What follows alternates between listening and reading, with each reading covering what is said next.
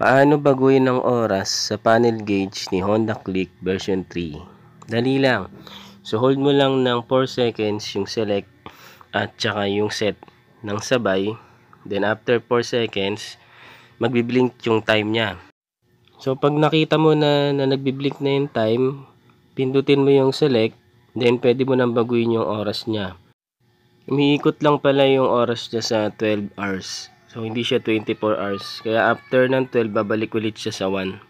So, pag after nyan, pindutin mo yung set.